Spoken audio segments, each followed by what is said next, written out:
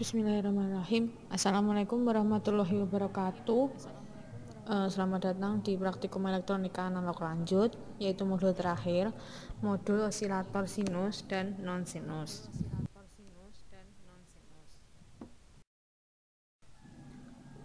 Pengertian dari osilator itu sendiri merupakan suatu rangkaian yang menghasilkan keluaran yang amplitudenya dapat berubah-ubah. Pada osilator tidak ada tegangan input, yang ada hanya tegangan outputnya. Dapat dilihat di modul juga sudah tertera penjelasannya, nanti bisa dicek di modul.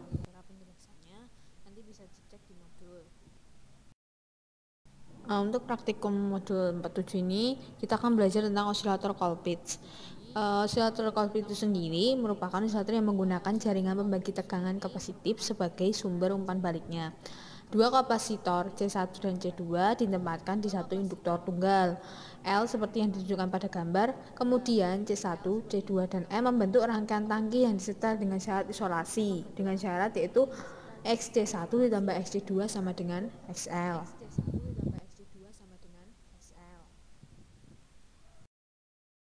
Nah, kita akan langsung masuk ke percobaan osilator Colpitts, di mana nanti osilator Colpitts itu sendiri kita menggunakan komponen R, L, dan C setelah transistor 2N3055. Nah, dapat dilihat di PPT, di presentasi ini. Catatannya, sumber pada osilator sinus itu atau osilator Colpitts itu nanti 12 volt, level osilator sinus itu 1 volt. Pada semua percobaan, satuan diubah dulu, mikrohenry ke henry dan nanofarad ke farad. Frekuensi pada sinyal generator bebas. Frekuensi yang ditulis pada tabel bukan frekuensi yang diatur pada sinyal generator, tapi frekuensi hasil hitungannya. Cukup jelas ya. Selanjutnya yaitu kita masuk ke gambar rangkaian osilator Colpitts, di mana pada rangkaian tersebut dapat dilihat bahwa itu nanti ada generator sinyal dan osiloskop sama rangkaiannya. Dapat dilihat di PPT dan di modul juga udah ada. Nanti silakan disimulasikan dan dilihat gelombangnya hasilnya gimana.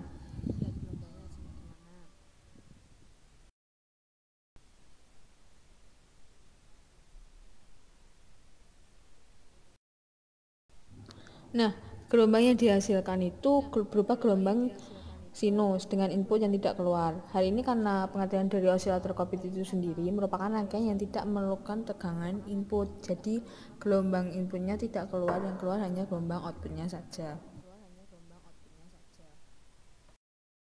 Selanjutnya yaitu daftar percobaan untuk osilator Colpitts itu sendiri. Nanti ada 3 percobaan dengan mengubah nilai L, C1, C, dan C2-nya. Catatan, sumbernya itu 12 volt ya. Jadi nanti teman-teman bisa merubah nilai L, C1 dan C2-nya untuk percobaan di osilator Colpitts yaitu 3 kali.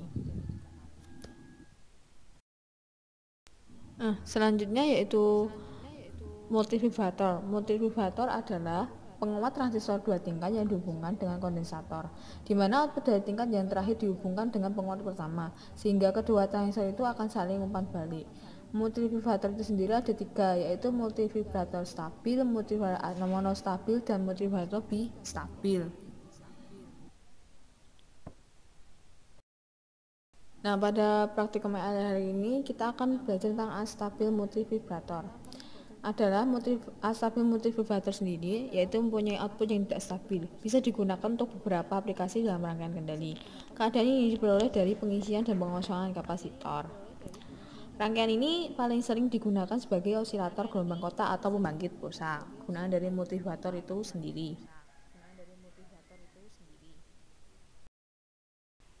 Selanjutnya, rangkaian multivibrator astabil.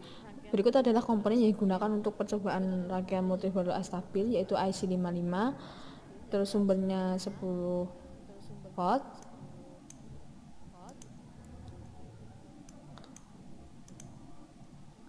lalu R1 nya 40, R2 nya 20, R3 50, C1 nya 0,40 mikrofarad, C2 nya 10 mikrofarad, dan LED warna hijau sebagai indikator dari rangkaiannya.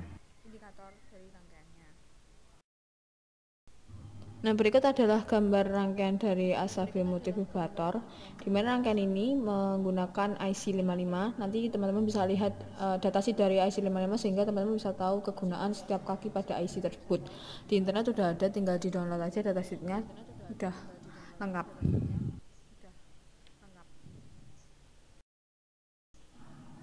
Berikut merupakan hasil gelombang astabil multivibrator. Gelombangnya berupa ada gelombang kotak sama gelombang bawahnya outputnya itu dia digunakan untuk pembangkit pulsa. Jadi gelombangnya berupa kotak, itu adalah hasil gelombang astabil multivibrator.